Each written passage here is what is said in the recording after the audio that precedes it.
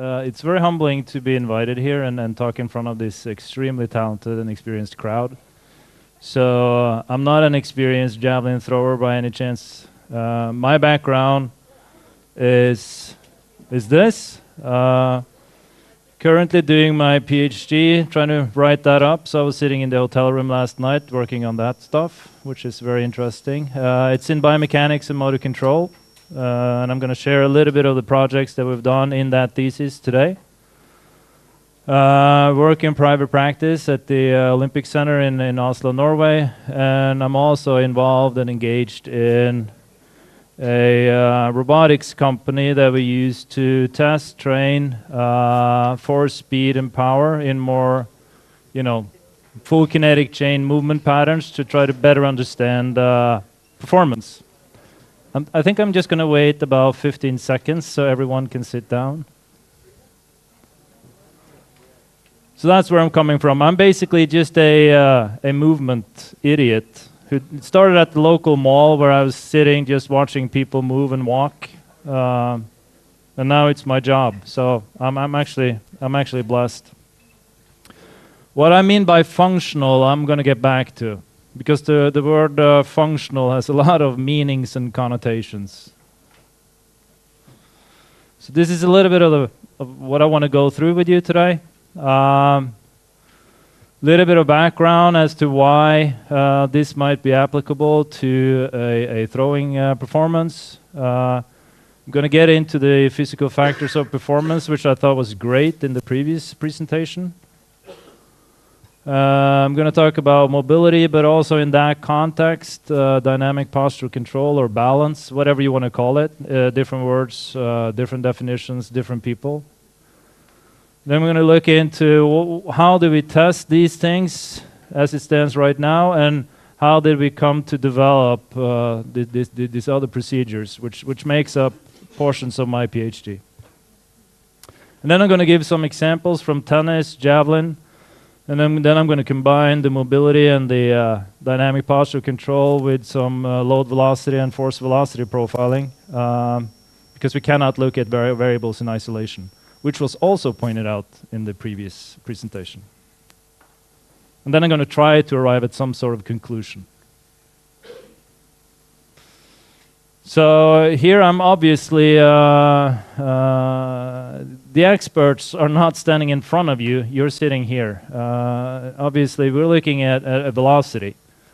And as we're throwing, we're talking about also the angle of the javelin and the velocity, and this is not news to you. You had a presentation on biomechanics yesterday, and you know all of this. And the velocity in the run-up, you obviously get kinetic energy, and as you're breaking up, as you get into the throw, there is a transfer. And this transfer is obviously a kinetic chain behavior. And as you know, the kinematic or the kinetic chain, it's a series of segments of different masses that are linked and controlled by the neuromuscular system. And in the throw, there is going to be a transfer of both energy and momentum between these different segments, which allows you for storage and return of elastic energy. And we also know that this occurs in a proximal to distal sequence, or for different degrees, depends on what kind of throw you're looking at. So these kind of graphs are not new to you, where we look at peak angular velocities of different segments, and we look at how they occur in the sequence, and they usually normalized or referenced to some sort of event, which would be, for instance, the release of the javelin. So this proximal to distal sequence is not new. And obviously you had a lecture yesterday in terms of biomechanics, so I'm not going to go through all of this. My point here is that it is a kinematic chain of events. That's the whole purpose here. There's a transfer of momentum, there's a transfer of energy. How does mobility fit into this context, you might wonder. I find these guys are obviously much smarter than me. They are from Harvard. And they looked at if I actually influence mobility of different portions of the kinetic and the kinematic chain, what happens to the velocity. So they braced or impeded a little bit the mobility of different segments, and they looked at the output of the system, which was throwing velocity. And this is Roach and Lieberman. So they found that, well, there's a small decrease, but as we know, as we're dealing with elite sports, small decreases has a lot of bearing on the output, on the performance. So I think this study highlights the influence of how mobility through the kinetic or kinematic chain might influence performance, which is these values all the way over to the right here, throwing velocity. This was not done on Javelin, but it was an overhead throw. So if we think about mobility, maybe that is important. I think that you have to look at physical factors and you have to put the performance in the middle. Whatever that performance might be, and in this room, the performance is a javelin throw. The mobility, well, think about that. And there was a comment made in the previous presentation, which I thought was great. You're at your maximum, right? You're at your end range, right? So there is don't fall over on your own equipment. There is an end range, there's a maximum, but also this mobility is that excursion. That was also pointed out by the coach, is that excursion that allows for that acceleration. And it was also pointed out in the previous presentation that control is important, right? Because if you have a lot of movement, but you don't have the control of that movement, you set yourself up for trouble. Correct? That was a little bit of the take-home message that I got from the previous presentation. Even though I was sitting in the back there with my computer open, I got some key messages there. But in that conjuncture or in that context, it's also important. So if I have that mobility, I have the control of the movement. Okay, what kind of force can I generate at what rate, which is in combination yields power, right? That's physics. And then, not as applicable here, maybe, but how many times do I have to repeat that? You know, what's my ability to repeat that performance? So what I want to start with in this is how I think about the physical resources. So what I want to start with are these two, and try to target those. But a little bit of a disclaimer here is that they should not be viewed in isolation, because nothing occurs in isolation. So, Houston, we have a problem. Because we already established the fact that a throw is a kinetic chain, kinematic chain behavior, where there's a mutual interdependence between segments and movements. And now this is on video, so I'm going to be in deep trouble. But being a physio, I have the license to make fun of physios. Are there any physios in the room? So no pun intended to you guys. But if we then start to look at individual joints and we measure them and we use that as some sort of reference for mobility, it doesn't really tell a story how we use it in movement. It tells us that capacity of that movement, commonly in an open chain, isolated movement, even move passively. So there is no control involved in it. So it's individual joint, it's not a kinematic chain. It's usually isolated planes of motion when we know that joints mostly operate in combinations of planes of motion. The positions, again, that word functional. If I need it standing, why am I doing it this? That's one pertinent question that we should ask ourselves. And then I don't find this surprising at all, because if I think that getting all these isolated joint movements in isolated positions, non-functional, open chain, and then I expect that to some magical reason should impact the performance when I don't even look at force, power, or other physical traits. You know, some people believe Santa Claus lives in Finland. He doesn't. He lives in Norway, but but again, I think you believe in Santa Claus a little bit here. So I think we have to take a little bit of a step beyond this and start to look at the full body and the chain of events, chain of commands. So then we get into postural control, and this is kind of tedious and boring, but we have a center of mass, and then as we stand upright, we have this base of support, and that line of gravity has to fall within the base of support. And my balance is then obviously my ability to maintain that line of gravity within my base of support. My stability, and this is a word that's used very differently, my stability is the excursion that I can move my line of gravity before I become unbalanced, but also the external forces that I could be exerted upon me before I become unbalanced. That's stability. And that's one way of looking at stability. And postural control can obviously be looked at under static and dynamic conditions. And recently, I think more emphasis has been put on dynamic conditions, because standing on one leg with your eyes open and shaking your heads, what's the relationship to performance, one might ask. So dynamic has become more popular. So if you look at then dynamic postural control, what do we have? What kind of armaments or testing is it that we do? So there are different reach tests that some of you might be familiar with, and I actually saw one test that was used in the previous lecture that is considered a power test, but also a dynamic postural control test. So the star excursion balance test, has anyone heard about this? You stand on one leg and you reach your foot in different directions in reference to your stance foot, and then you measure it in centimeters. It's a very rudimentary and simple measure.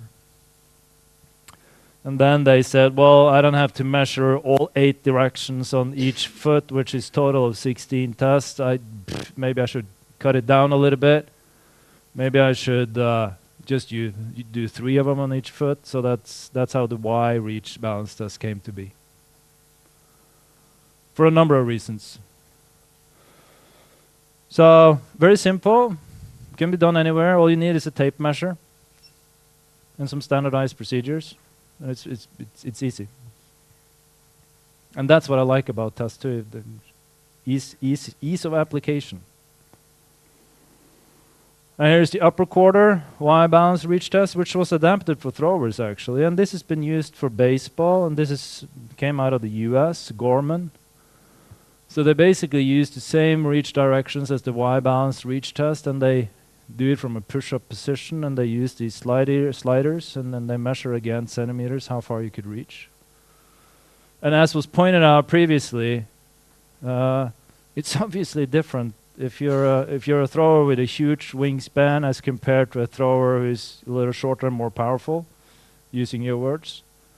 So obviously these measurements have to be normalized to stature or anthropometry. So for the foot reaches, it's common to normalize to leg length, how long your lower extremity is. As to this upper quarter test, it's common to normalize to your arm length, obviously, because that has a bearing on how far you can reach. And then there are different hop tests used. There was one here that was done. That was part of that test battery I saw. Number of different hops that you could do. You can count errors that people have when they do perform, different routines. This is the multiple hop, the diagonal pattern. Then you have single leg. Then you have triple leg, and then you measure distance or you measure time. And you measure distance for your triple hop. So that is actually considered a dynamic posture control test, but also some consider it a power test, which shows how these variables might be interlinked. Because if you don't have your balance, if you cannot regain your balance as you're landing on that first jump, you're going to set yourself up for trouble now, aren't you? Which in turn is going to impede your distance or your performance. More fancy stuff. This is where you get more into the laboratory environment. But you can look at when people are landing and try to quantify what that looks like. So you can do a forward jump, lateral jump. You can do any kind of jump, any kind of direction. If you look in the literature, there's many, many different directions done. What they do is that they calculate these things, and if you're interested and want to do that, it's the dynamic postural stability index, where they look at, how is your force values in the vertical anterior posterior, and then the medial lateral direction, how is that oscillating around a zero level? And then you get a number on how much you deviate from a quote-unquote zero line. So that's one way of looking at it, and I actually like that, in that it provides me a value as a function of time, which actually shows the behavior of the system rather than one static measure. Then it's time to stabilization, where they actually look at, okay, how quickly do I actually rebound to my quote-unquote static normal? So if I'm landing, how quickly do I return to my normal state? And that's again a time frame that they measure. So as you can see from this, there's a whole bunch of different tests used for dynamic postural control, but how do they target mobility? That's a question. How do they elicit control of rather large movements? And also, how do they look at the full kinetic chain? Because if I'm going to look at all these tests, I'm going to say that this is predominantly, with one exception, lower extremity, right? The upper quarter Y balanced reach test, that's upper extremity or upper body with trunk here, whereas the other ones are predominantly lower body. So then we have to look at functional mobility, and then we have to actually define functional mobility, because that could be movements that are more associated with ecological movements, meaning that movements that mimic things that we do in everyday life or in the sport performance arena. Not on a table where somebody pushes my foot up. So what do we have available to us there? Yeah, the FMS, right? Have anyone heard of the FMS? I'm sure you have. You have a whole bunch of different tests, and you have categories, and you score the person. So that's one way of looking at it. And if you're thinking about eliciting large movements, there are probably two tests that actually integrate the kinetic chain and elicit somewhat large movements, and that would be the deep squat and the inline lunge. And if kinematic data has actually shown that if you have a better score on the deep squat, you actually move better. So it's actually supported by the literature, that one. And then you have the selective functional movement assessment. It's categorical and criterion. Again, here they actually have some, they start to move the upper body a little bit. So they do forward flexion, backward extension, they do rotation, and they do the deep squat. But again, how do we get the full system engaged? A little bit better. I'm sorry, the pictures are a little blurry there. I brought this one in. If you're looking at dorsiflexion, I think it's better to use the weight-bearing lunge tests, which is a closed chain. You have weight bearing, and you can actually get better torque on the ankle because you're using your weight, and you're going to get a greater measurement by using that in comparison to an open chain where you're trying to push that foot into dorsiflexion. And I think actually the star excursion balance test also is a functional mobility test. So, how does all this fit together? This next slide is horrible. It's a disclaimer, and it's not going to make any sense to you. But here we go. Because I use all these abbreviations, and there is no list of what these abbreviations mean. But I'm going to try to explain it. So I put all of the tests that I previously shown you, and I put them on a continuum. And I rated them based upon a basis support. You know, what's the size of your basis support? Is it big or is it small? ref standing on 2 feet and in comparison to 1 foot. 1 foot. And then we put static. You're standing in one place doing stuff. The other one is dynamic. You're actually shifting, moving, the triple jump. You're moving from one place to another. So that would be a dynamic basis support. So basically down here you have all these functional mobility tests, the overhead squat, the SFMA, the star excursion balance test, the upper quarter Y balance test. They're on the static side. They're down here. Here you have all the jumps and the hop tests. And then I also rated them based upon rate of movement. Okay, what's the force and the power demand? But what became obvious is not really one that really integrates the lower body with the upper body. So this is where we said, I think that would be meaningful in overhead activities to actually try to integrate the upper body, the upper extremity with the lower extremity when we're trying to assess these things. And that's why we have this mat here, which is basically just a bunch of fancy tape measures. That's all it is, with degrees on it. And the ones in the corner back there, you have no idea what I'm pointing to right here.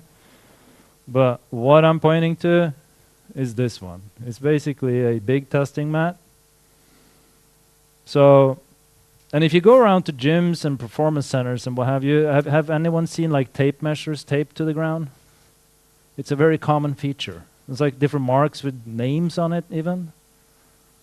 So we said, why don't we just, and we were looking, do we have like any mat that would allow us to have good repeatability of our measurements? There is none, so we just printed one and made one. It's basically 8 different horizontal reaching directions. So if you're standing here and you're facing forward, we call this anterior. This an anatomical definitions. And this one, so we call that 0. Or you can call it 12 o'clock if you want to. When I explain it to athletes, I use the clock all the time and they get it. Unless they grew up with only digital. If they use the analog, they get it. Digital, they had no clue. But, and then posterior, 180, that would be 6 o'clock. And then this line here divides your body into a right half and a left half at 45-degree increments. So it's pretty intuitive. It's pretty straightforward. And then you have dots at every other centimeter. This to allow easily to obtain a very analog or linear measurement. So then basically what you do is you just measure how far they can reach in these directions. And this one I put in my suitcase, I rolled it up, and it's starting to return to a normal state after being folded for a while, so it's fairly portable. But also, as we all know, rotation is a key component, so we also wanted to address and look at rotational movements. And then how can we look at rotational movements? Well, you can see these black dots here, if you will. These are just marks at different degrees. So you can, if you're going to do like any kind of rotational behavior, you get a mark from that. So what did we do?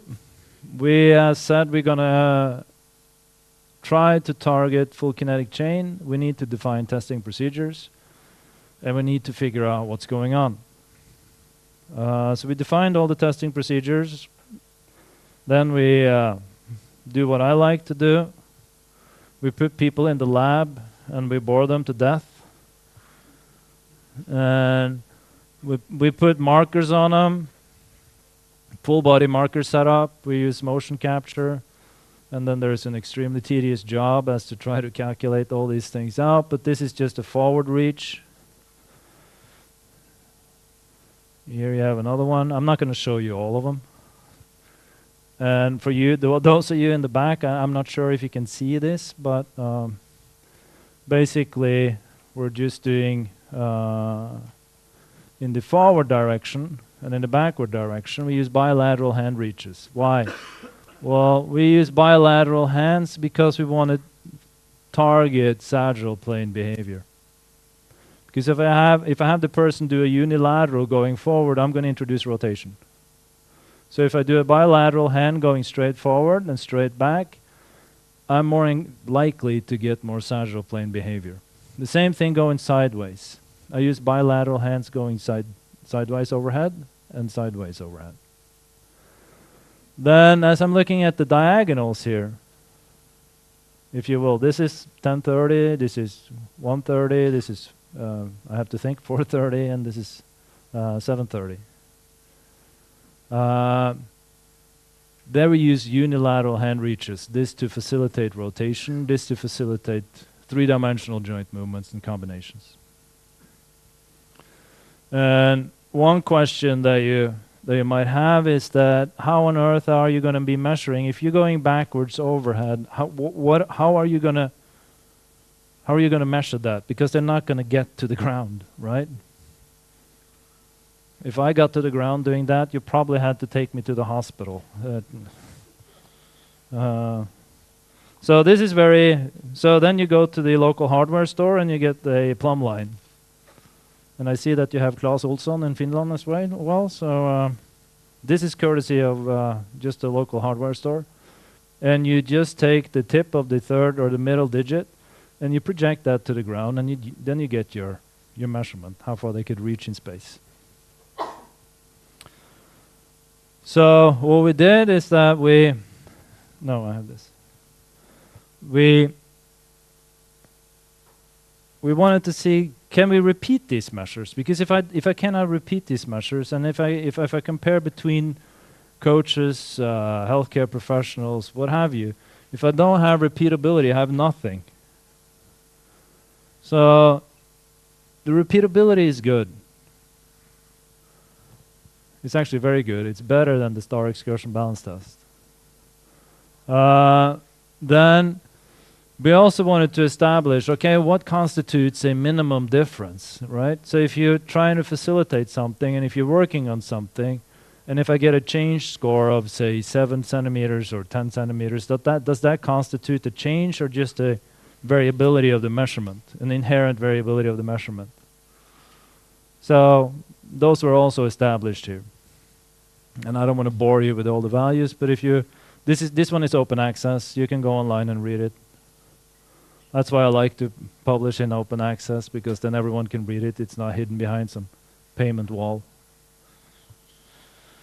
Then we wanted to look at, from the previous one, you saw that we had markers and models. We wanted to look at what were the joint movement combinations that were elicited.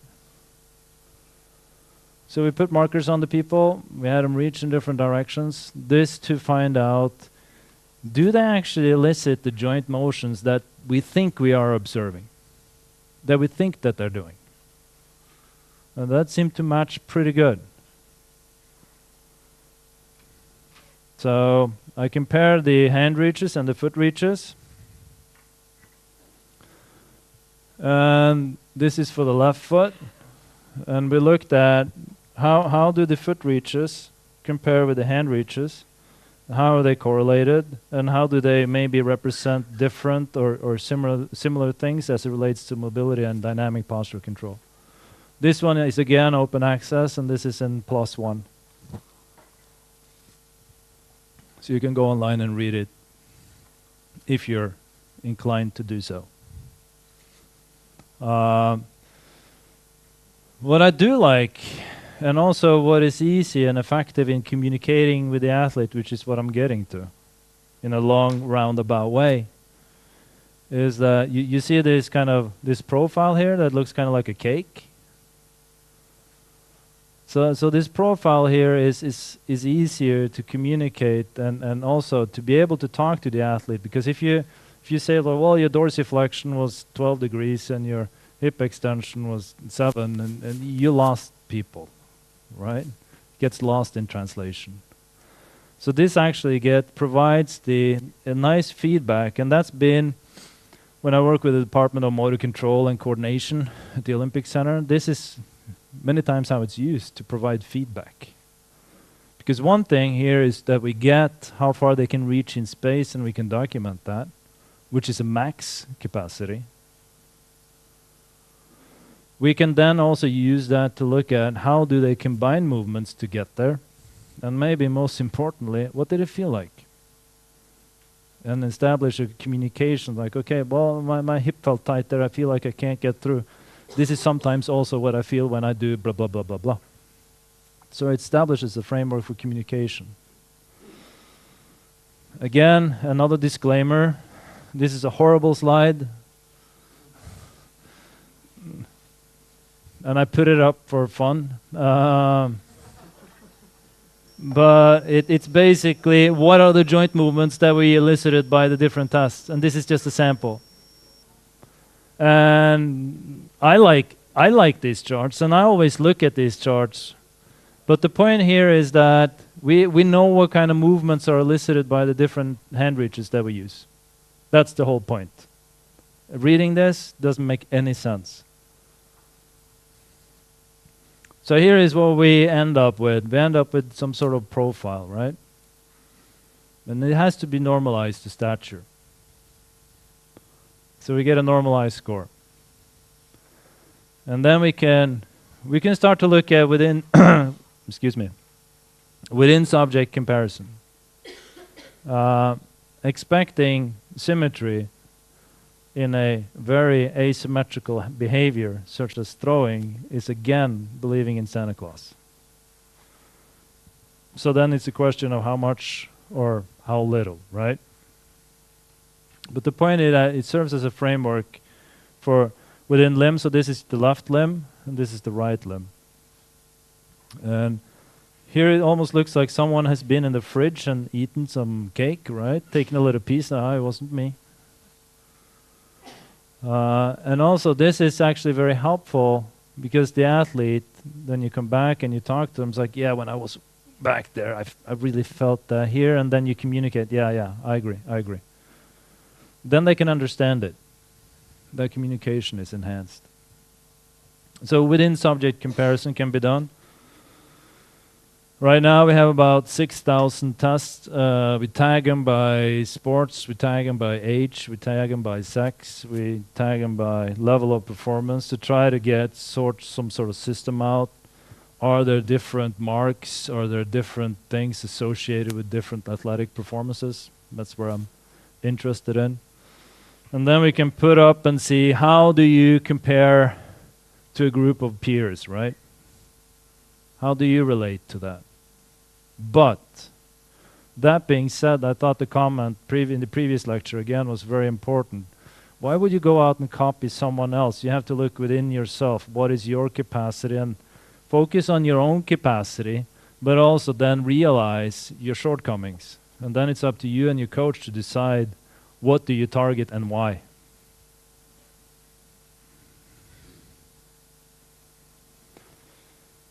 Because then you can start to get a, this is nothing to do with Javelin, but then you can start to get a little bit of sense of like how do different athletes move. Alpine skiers, the attacking Vikings, the Norwegian national team, they're brutal in many ways, and they're really good movers, as compared to this stoic,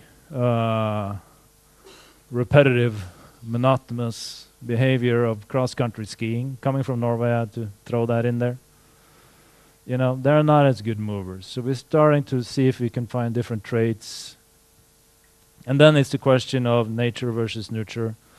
Where did you do this because you were like this, or did this change you? Your training and your activity. So on to Javelin. So here is a excuse me. So here is a little bit of a test that I did, looking at some throwers, and here you have one example with compared to your group of peers, and how that particular individual compare. And then at the end we're gonna try to do a little bit of showing you a little bit. It's gonna be a little bit small, but we can see if at least we can get a little bit of a sense of it. But anyway, as they're reaching forward, diagonals and so on and so forth, you see this particular individual is, hovering right around the average of what the other throwers are, which is in comparison to this guy. And again, speak to the point of the previous presentation, their personal best is about the same. And then you might ask yourself the very pertinent question, is it relevant or not? Right? And that we have explored, and I'm going to get back to that. Is it relevant or not? Because it has to be relevant. Because if not, we're just doing testing for testing's sake, and you get a whole bunch of data, and scientists are very happy. But if it has no bearing on performance, we are in a little bit of trouble, I think.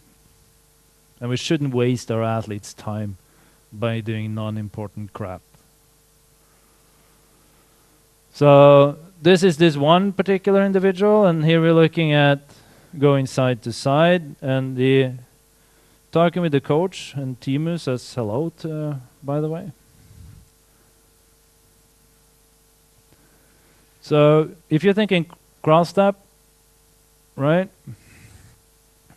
Okay, so what's the hip adduction? What's the lateral trunk flexion? But also being able to maintain that eversion at, with the foot in contact with the ground there. Because if I don't have the eversion, I'm gonna lose contact with the ground. What's gonna happen to my stability? Well, it's gonna be not so good because my base of support is gonna be decreased.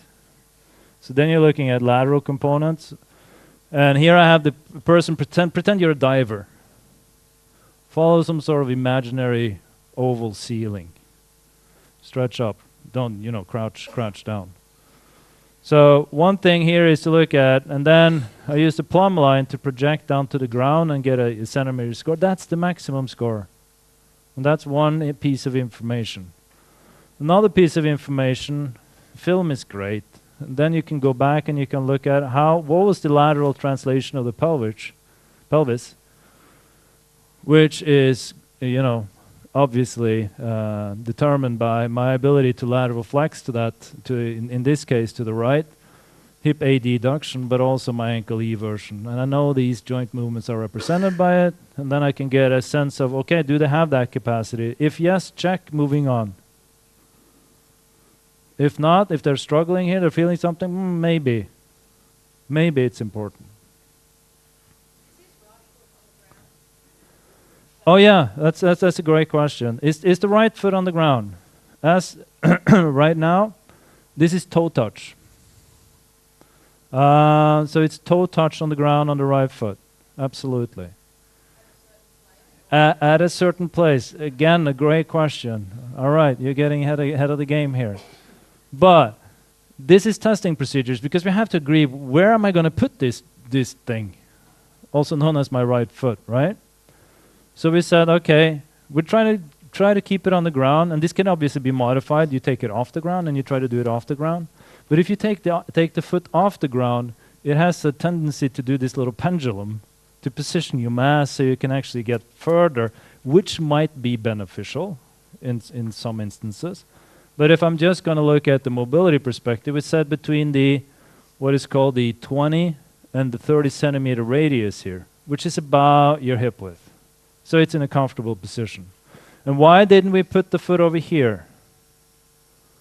Well, if I put the foot over here, they're going to put a lot of weight on it. So we put it in a position where it's not favorable to the reach to put weight on it, which means that they're going to have predominantly the weight on the foot that is located in the center of the mat. And it should be positioned in the center of the mat, because then you have a common reference point. Because if you're not standing in the center of the mat and you do different measurements and you come back, oh, you look great, this is wonderful, you improved, this is wow. And then you just have different starting points. It doesn't make any sense. Good question.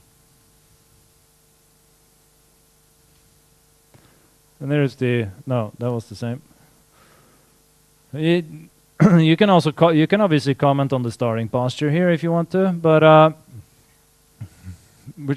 right? We can start there. But this is the one where we actually do bilateral overhead and reaches, and we go backwards. And then we look at what's your quote-unquote extension capacity, and this is really to look at thoracic spine, lumbar spine, and how that integrates with the hip to get that pelvis to come forward.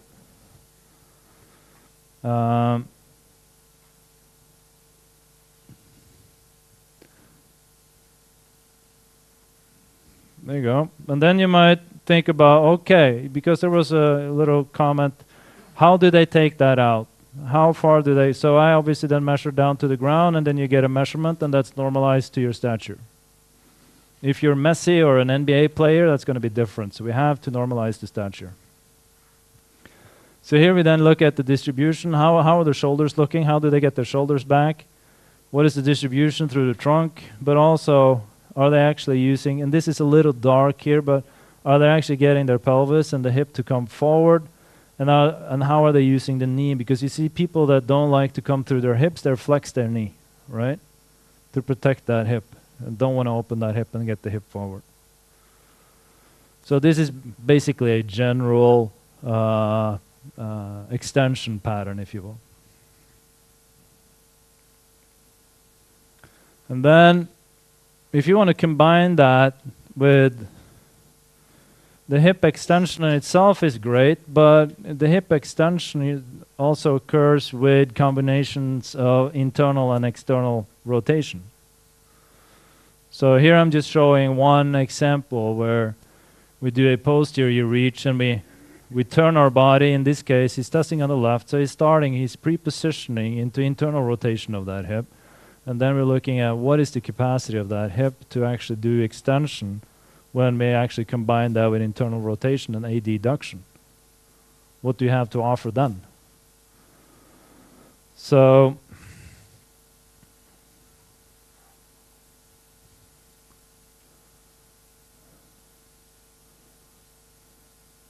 in this particular individual, it again stops a little short. So here we're looking at this particular score. And this is very normal, that when you combine internal rotation with hip extension, 99% of the people that we have tested, they're actually lower here. So again, we're looking at that capacity to do extension movements with different influences from that hip below. Again, trying to get a sense of what that kinetic chain is doing.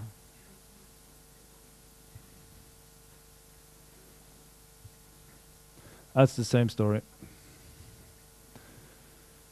When am I supposed to be done? 1:45, all right. So we use this, I might skip this one, but we use it to document. We do pre and post testing, and then we decide, are there components here that we want to target in the training? And then we address that, and then we do a post testing. This was an alpine skier, international level, World Cup wins. What we noticed here from this particular individual is that the hip rotations were not really all that great, so we chose to target that.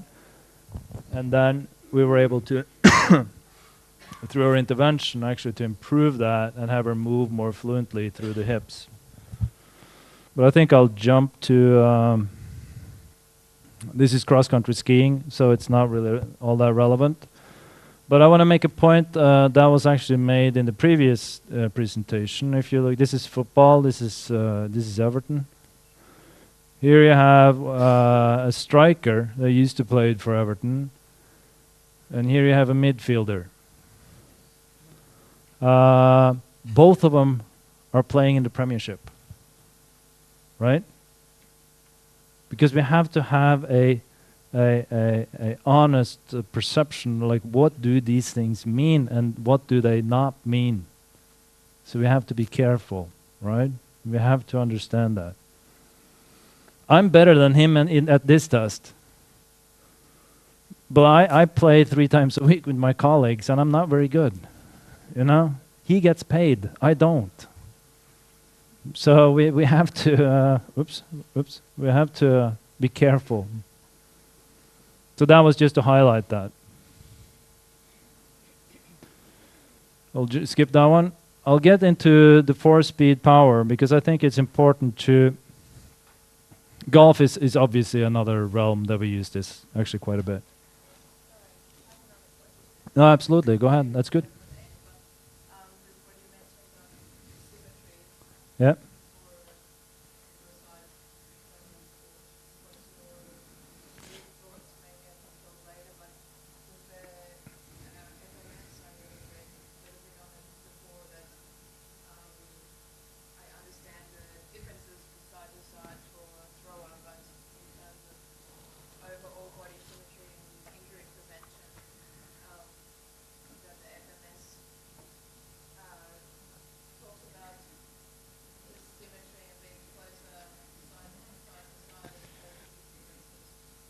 Yeah, they usually, if you look at, say, the dynamic postural control component there, they usually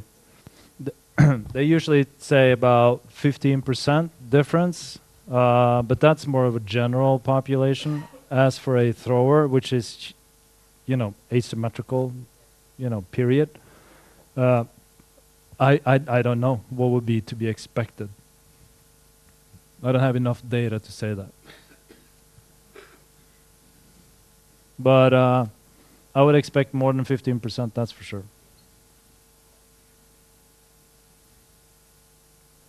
So if you look at force speed power, we're using robotics to target that. I actually have one other presentation this evening, and that's on change of direction. That's where we're going to use actually this one system. But this is actually, and I'm going to show you how I tested the same throwers using this system to try to get a force velocity or a load velocity profile of some similar movements to try to compare. Basically, it's an electrical engine that we can operate by computer software. I can set the load and the speed differently in the eccentric and the concentric phase, and I get output of force speed power. So what we did is that we targeted one other overhead activity, and some of my colleagues are very keen on tennis, so we approached tennis. And then we looked at, does any of these hand reaches, we started with this dynamic posture control first, does any of these hand reaches have any bearing on your serve velocity? So this was done at Karolinska. We divided the service box into small rectangles, and they had to hit the rectangles.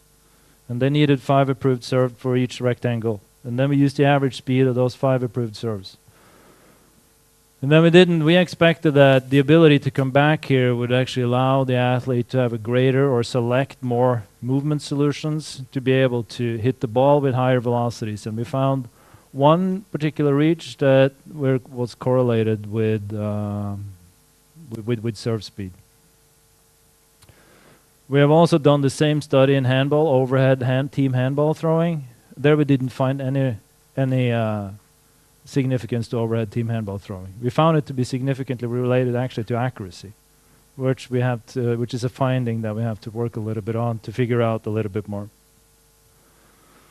But then we took the dynamic postural control here, and then we said, okay, because we know that lateral trunk angular momentum is important in the tennis serve. So we wanted to have a test that would target lateral trunk angular momentum. So we did a unilateral overhead press, and we measured power. We know that flexion angular momentum has been found to be significantly contributed to serve speed, so we wanted a test that could target that. Then we know that the vertical leg drive, which is associated with that lateral angular, trunk angular momentum, is associated with serve performance. So we wanted to look at, what kind of leg power do you have? And this actually fit pretty nice with the biomechanical analysis. This is just us reviewing the literature and then trying to figure out how can we design some better tests actually to quantify what's going on. So I think these results are actually quite interesting in that we're finding some strong relationships with some physical qualities, properties, force and speed, thus power, and how they're related to serve velocity. We've also used it because we deal with injuries. Being a physio, we deal with injuries. Again, this is a professional. This one is in review. This is a professional tennis player on the ATP tour who suffered a internal abdominal oblique strain. So we wanted to check the movements, and we wanted to follow this particular player. So on the left side, it was the internal oblique on the left, and then we did a diagonal reach to the ground on the left. And upon evaluation, he was decreased, which pretty nicely matched the anatomy book of what that particular structure in the muscle does. So in gray is at the evaluation, and then here we have upon return to play. At the same time, so this is just movement capacity, non-loaded. At the same time, we wanted to actually target that using isokinetic strengthening, because in isokinetic strengthening, because with this robotics, we can just slow the speed down. We can set the speed to whatever rate we want. And in isokinetic, we know that that's accommodating resistance. So we know that then it's up to the patient or the player to push as hard as he or she wants. So then we looked at force output and how force output changed during that rehab phase. So this is more on the rehab side. I know there are some physios in the room, but that could be also a helpful application in overhead athletes. Then you can criticize the the technique here. Feel free to do so.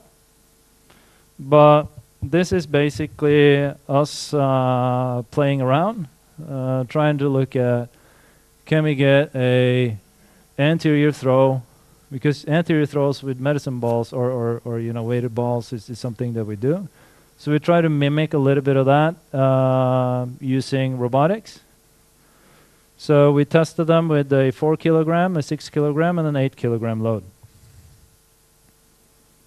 And here is what happened. And I excuse my formatting. I don't work in television, so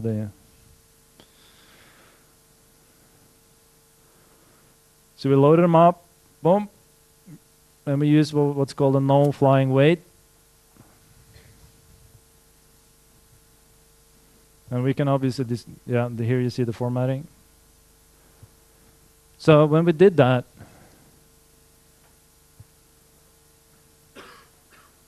we said, okay, at the different loads, we have 4 kilogram load, we have a 6 kilogram load, we have a 8 kilogram load. And then we look at the maximum velocity that the person was able to create with those loads. I like this because this shows that mechanics and biology works. You know, you heard about that force-velocity relationship? It's on page 3 of any exercise science book. Right? And it's usually curvilinear. It's curvilinear for isolated muscle fibers. Excuse me. Isolated muscle fibers, and also sometimes isolated joint movements.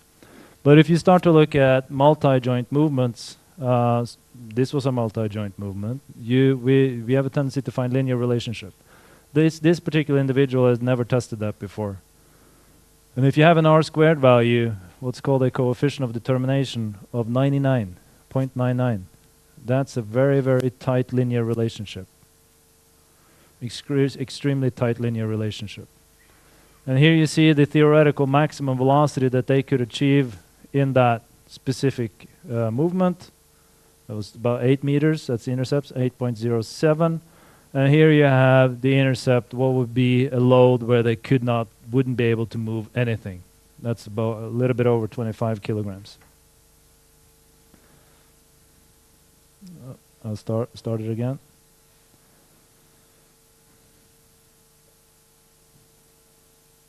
No, that was the same. Sorry. Here you have another guy doing the same story.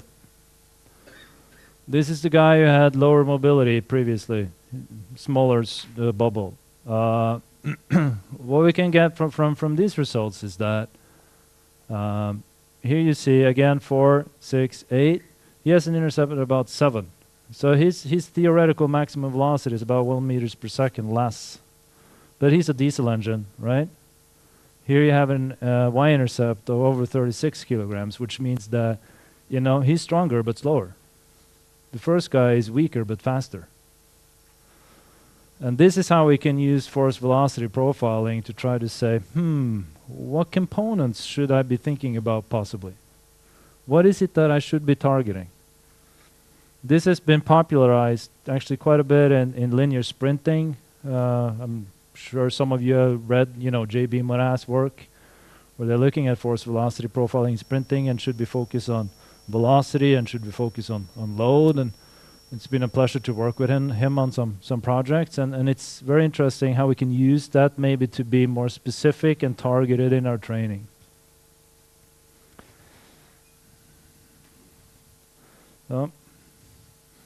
So here we have those graphs again. So here you have the more quote-unquote mobile guy, this is what he looked like, and this is what the other guy looked like.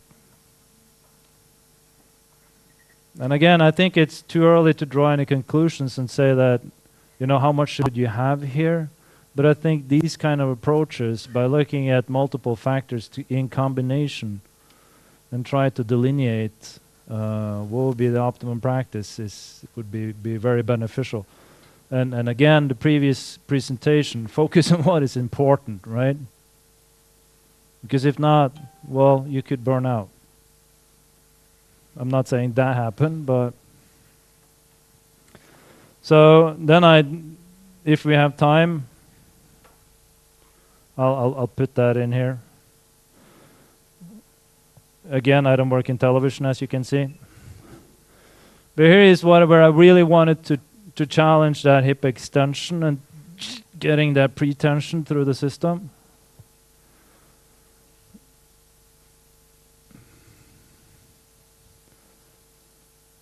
So here we can then start to look at, okay, so I do a knee drive with the opposite leg just to get that pretension on one side. You can obviously do this on both sides.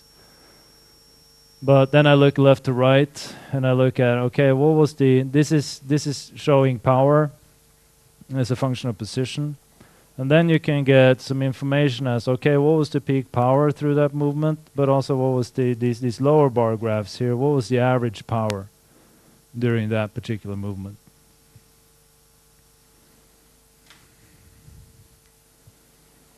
So I think I'm just going to conclude, and then I can show you a little bit more on the procedures of this mat. It's going to be crowded.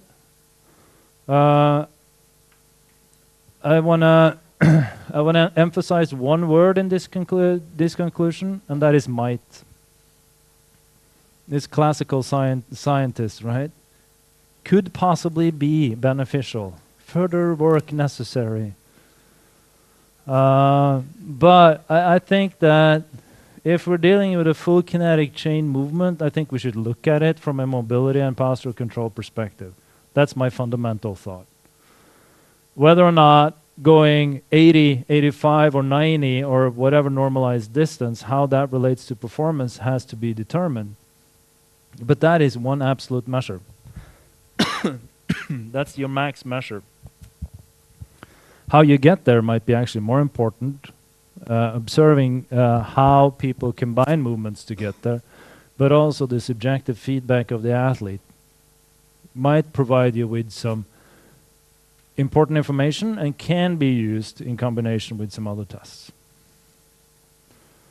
And this is one of my one factor should never, this one I could have had in capitalized, should never be analyzed in isolation. You have to look at the whole picture. If not, you get lost. And scientists, being one, we have a tendency to get this, silo thinking, and we have these walls down. So we have to look at things in isolation, in combination. Now, this is my contact information. Ola, that's my name, and Eriksrud, that's my last name.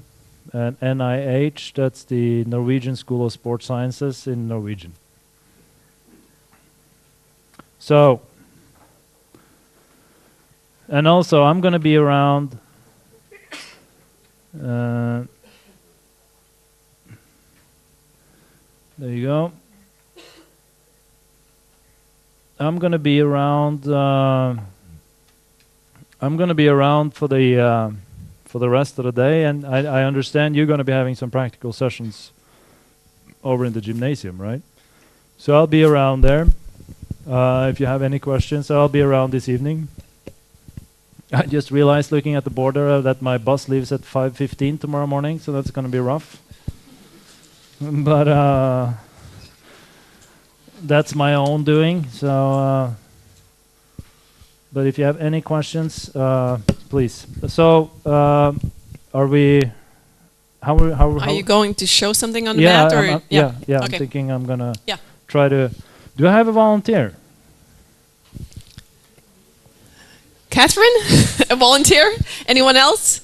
We have some athletes here. Jenny, Sovi, Oh, I need to be... Beltsi. You're an athlete? Sorry. I'm just You don't have... no. Kirsi. No, either one of you. Either one of you. You can both come. We can compare. Okay, so please, feel free. And Kirsi too. If not, I can show. We have two volunteers. Yes. Well, Thank you. volunteers.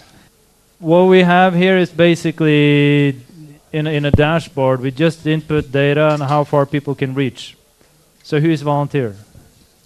All right, no shoes. So this will be, and this film will be made available, right? Yeah. Because obviously you guys in the back corner there, you're, excuse my language, shit out of luck because you're not, or you don't want to come up. That's fine because it's not going to be room anyway.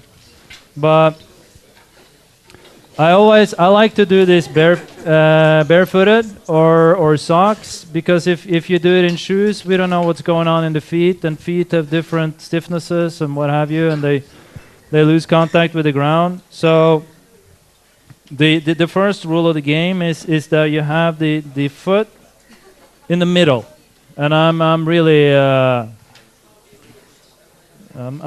adamant about in the middle. It means that it's not forward, it's not back, it's in the middle, which means that this forward and backward line dissects your foot, and this line goes through your second toe and your heel. And then and that was this question, where do I put this other foot? I always have a toe touch on the other foot. And for the first reach, jeans is not the clothing of choice, I might add. The other foot is placed hip width apart, toe touch, and 135 degrees relative to the angle that you're reaching at. So this first one, you're coming down here, and you're going and you're seeing how far you can get here. So that's flexion movement patterns. But I think we should look at extension movement for you. So if we start going backwards, foot, 105 degrees relative to posterior, 2 hands, middle digits, overlapping, no cheating allowed. Straight arms, you're a diver, and you go back and you reach as far as you can. And then you have this high-tech stuff. There you go. No, but, you know, don't make fun of low-tech. Sometimes it's, you can trust this. It's going to work every time. And there you go. Yeah, that's good. Up on your toes on your right foot. So you're standing like this. And then you're thinking diver. You're not a diver. You're not diving like that. There you go. And then you go back as far as you can. There you go. And then go back up. And you always instruct the person, like, this is not the World Championships. This is... You go as far as you can, as far as you want. You know, go within your own boundaries. If something is bothering you, please tell. Blah blah blah blah blah. Right? So I'm going to do this a little quick and dirty, but we'll do a measurement, and then basically. Oh, nice. There you go. So here you have. I'll give him 91 centimeters on that one. So then I have to think about, okay, what was that? So that was 91 right there. There you go. Then we do, and I always, the way that exactly. Because if I'm going to observe something, I don't want to be doing like all tests on one leg. I want it to be switching. I want to be mirroring. Boom, boom, boom, boom, back and forth, because that's also going to limit my number of instructions. Because then I say to the athlete, could you just do the other side, please? And I turn around and I go over there. And most people, when they pay attention, then they're ready. Some are not, but that's... Then you have other capacities that you might have to deal with. So basically, then you look at, okay, and back up. And then you look at, okay, how is the pelvis coming forward? How is he extending through here? Do one more time. And breathing is a key component here. And as you can see, it's very simple, and I just have it like right above the ground, and I just nudge it, and I give you that's pretty good. That's unfortunate. No.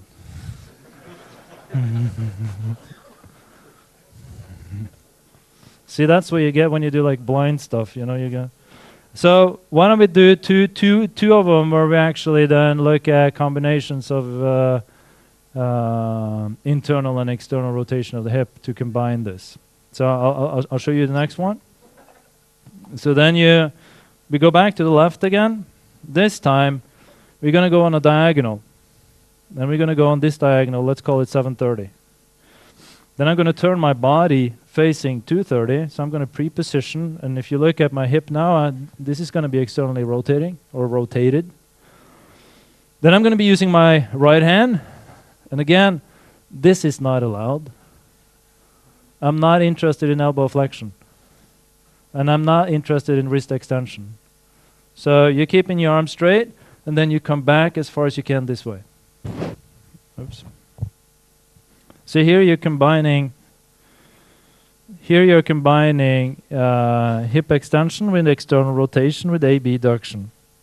And if you're thinking like a motion pattern at the foot, it's more of a pronatory pattern.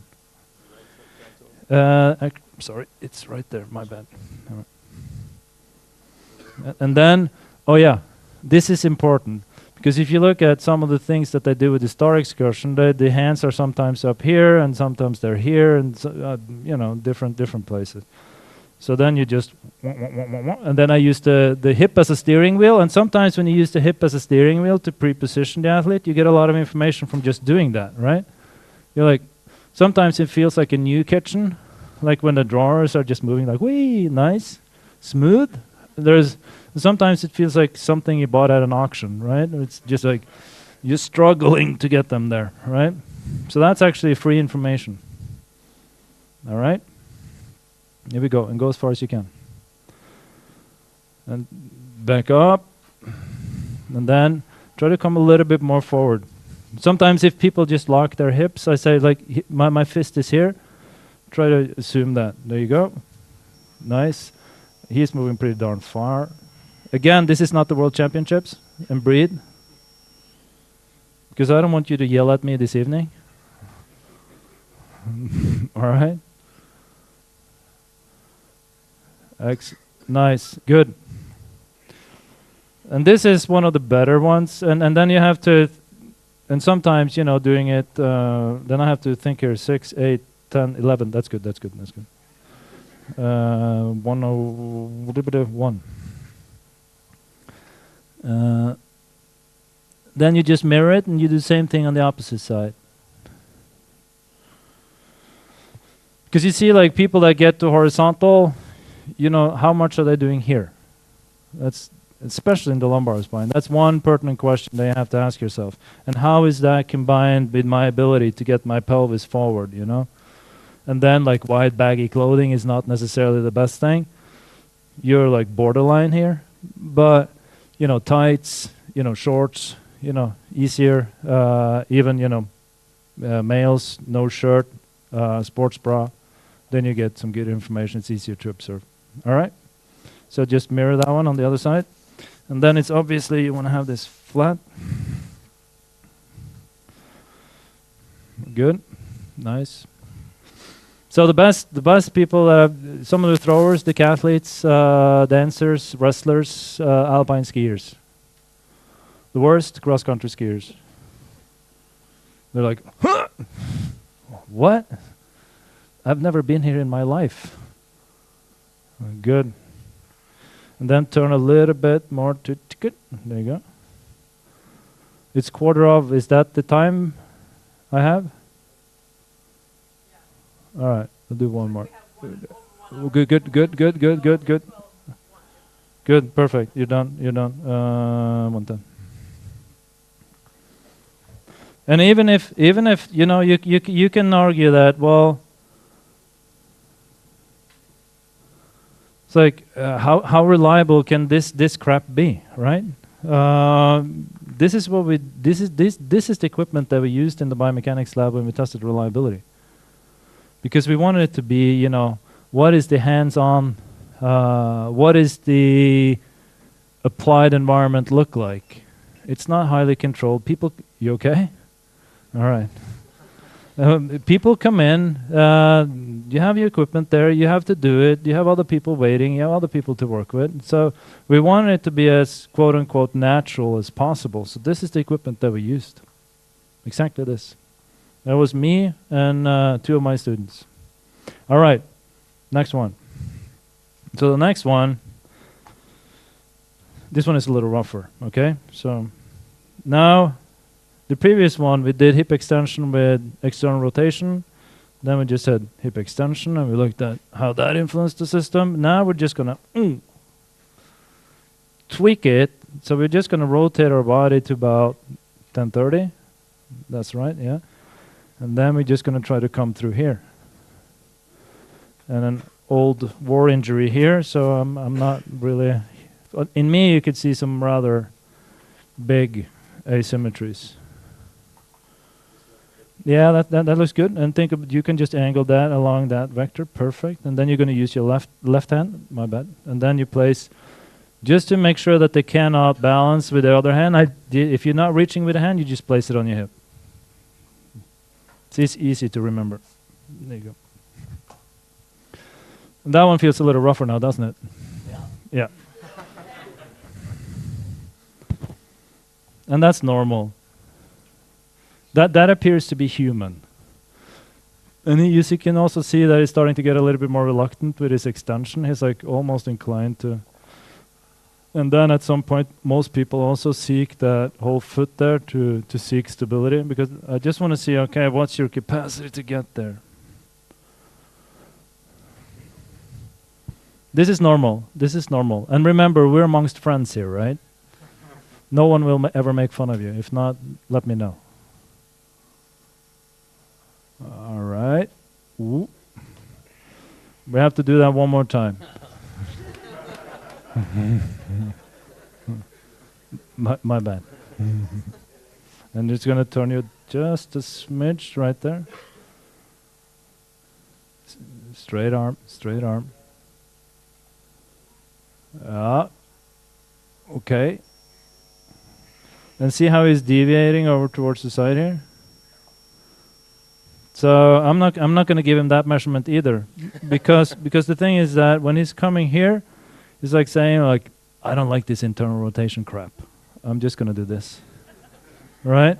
So I'm not liking that. So I'm just going to I'm just going to start to externally rotate because I know I have more. But I really want to look at how you can do this, right? And I think about this as just testing 3 different points here, but it can provide you with a sense of, okay, what's my freedom to select different strategies of using my hip?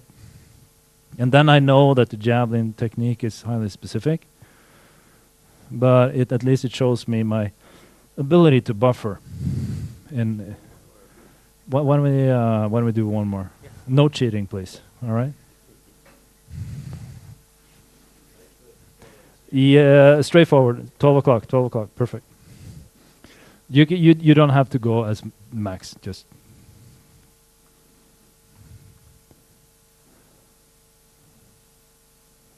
Perfect, and stop right there. We'll call it a day right there. 66, and then you switch it, and you do the other one.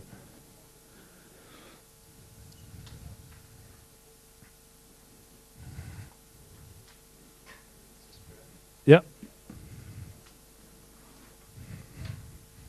And again, you're looking at, okay, and that's good.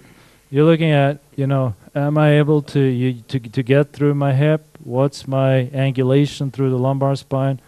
Am I able to open up that chest?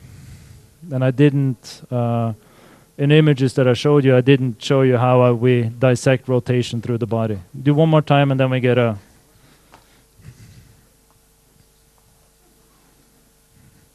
I would be a little bit more controlled in a testing environment than if it was hand on your hip. Straight arm, perfect. Good. All right, we'll give you that for the argument of... Which one was more difficult? Yeah, because you went a lot further. Because then that's interesting. Yeah.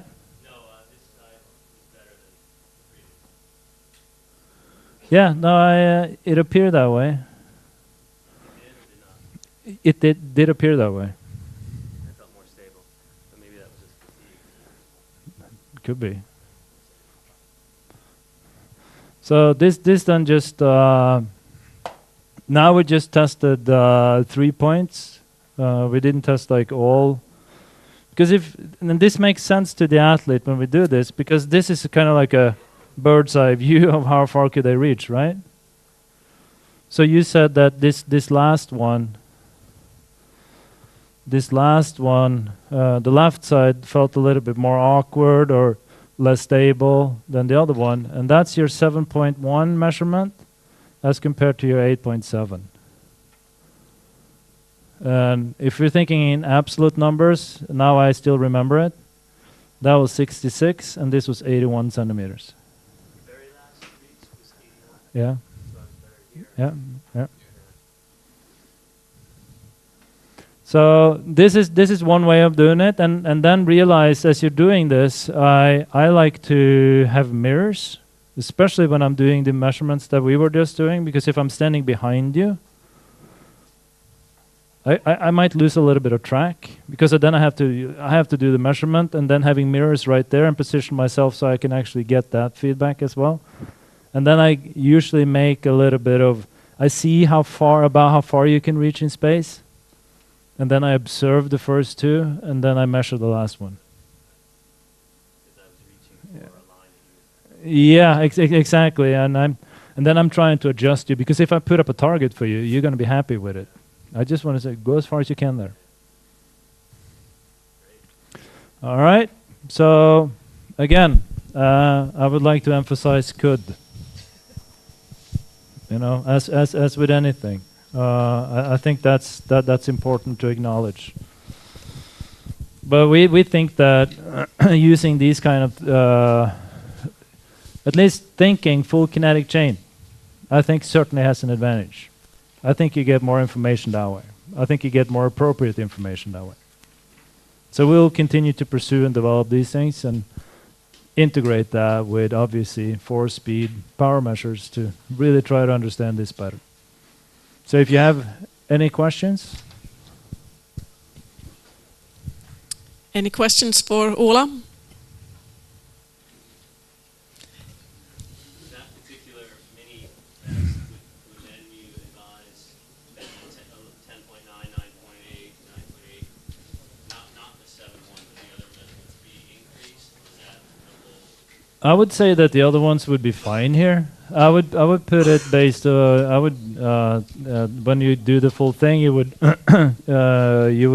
put it on analysis and then compare it to a group, and then if you look stable, you can go far. Especially going straight backwards to 9.8. And I was like, forget it. Why should we bother with this at this low loading rate? Because this is low velocity stuff. This is just looking at movement capacity. I would say, no, you're fine. Don't waste your time on this. No, but seriously, because that should be a conclusion. It's like, if you're looking to find stuff, you will find it. But then you have to decide, it's like, nah, useless. Maybe. So, if I got a 7.1 there, it's a big asymmetry, then I would say, I put this on, I would put check. And then I would look, okay, how do I see that again? Do I see that again in your technique? Do I see that in discussion with your coach? Do I see that in some other tests? Then I would attack it. And only then. Tapio? One question is, are you doing this with or without warming up? Yeah, that's a great question. Usually without. Because usually, again, if you're thinking in the applied world, it's not always so you can have 5 minutes of general warm-up with 5 minutes of specific warm-up. I give each person, we have a set order, and I give each person 3 warm-up reps, and then 3 reps that we count, and then I measure it. You could do warm-ups, but then I would note it, that you did warm-ups that particular time. Or if they came right from an inactivity, then I would note it, because we know that warm-up, time of day, influence measurements. Yeah. Vesa.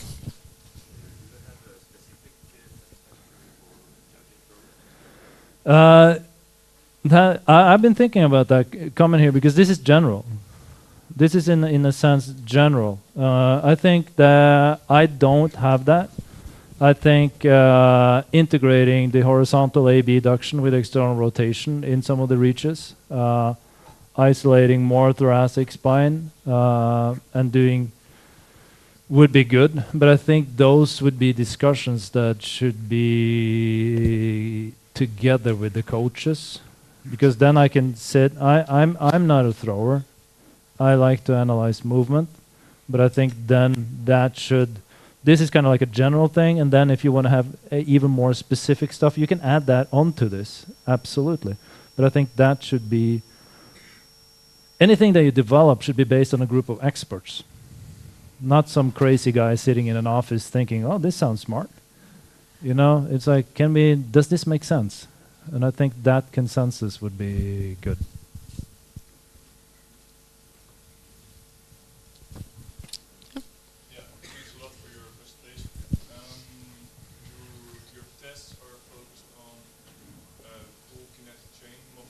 Mm-hmm. Whereas a lot of coaches focus on specific mobility of muscle groups or areas. Mm-hmm. Do you have any suggestions on how to increase chain mobility or exercises? Well, that's a big question. How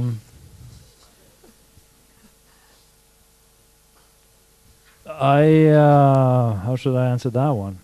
That's another presentation. Come back in 2 years. Ope, put that on the list. no, but it's a great question. It's a great question.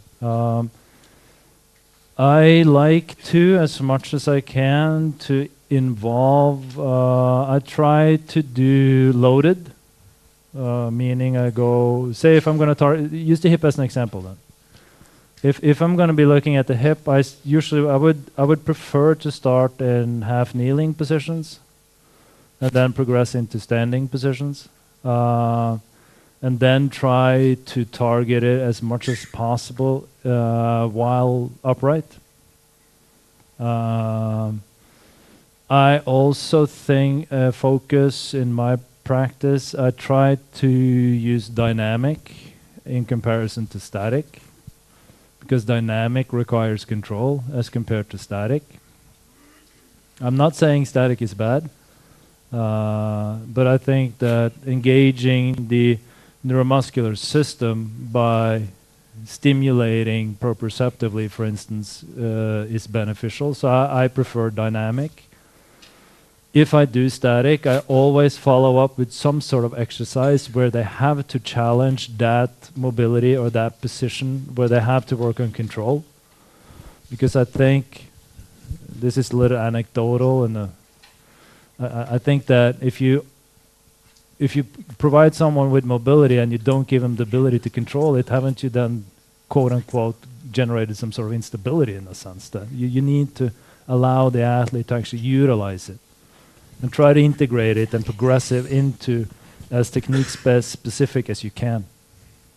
So loaded, half kneeling to standing, dynamic, focus on control. That's a very short answer to a very big question. Thank you for your great presentation. Thank you. When talking about Javelin, there's usually some kind of difference between leagues, for example, throwing arm and not throwing arm. Yeah.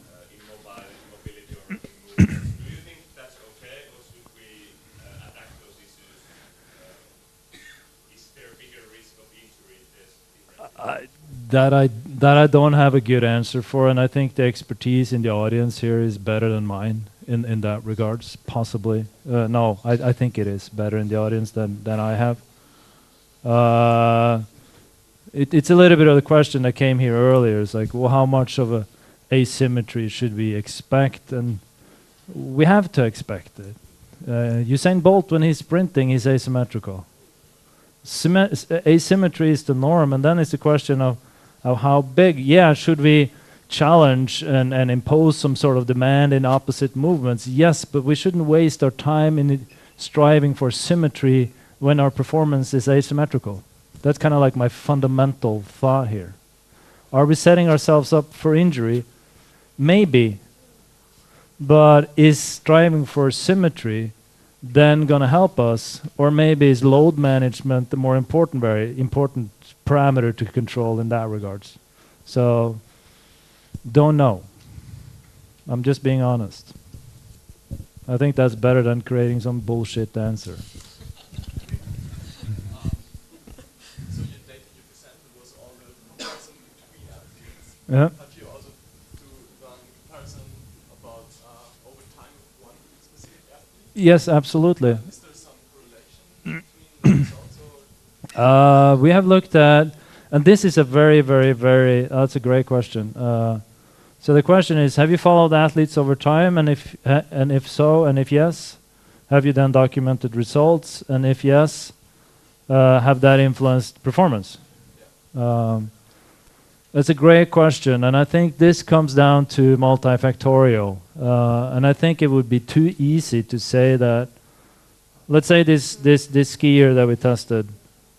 We worked on this over the summer. This is not throwing, obviously. We worked on mobility over the summer. She got better. She reported that the outside ski, she got better contact with the snow in the turn. We're just like, great. And then we can claim that, well, she won her first World Cup race that season. But I think that's such a leap of faith that we cannot claim that. So I think this is where the multifactorial thing comes in, and we're just trying to help to the best of our ability. Okay, but you don't have data on multiple athletes over a long span of time. We don't have like big. That's Or a lot of athletes. That's what we're gonna. Our upcoming projects is gonna multifactorial, longitudinal, big data. Definitely, that's what we're aiming for. Since when do you collect data? In this system, we have collected for 4 years. So here we have. So this is more to get some reference data. That's been the thought process right now. So now we have 6,000-7,000 profiles of different ages, different athletes, different performance levels. That's trying to get a sense of what's going on. And then I think in due time, we want to have this big, and we want to focus on certain sports, and then we want to follow them, and then we want to need to look at multifactorial, because saying that if you can reach a little bit further there, you're going to throw 5 meters extra. That's not so good. So I think the combination of data. But for especially like an injury, in injury situations, it's easier to follow, because then you have a shorter time period, and you see that they can actually do stuff, which is easier to prove in a sense. Anyone else? Like I said, I'll be around. I have a change of direction presentation this afternoon, so that's going to be a very different topic. But that's going to be this evening.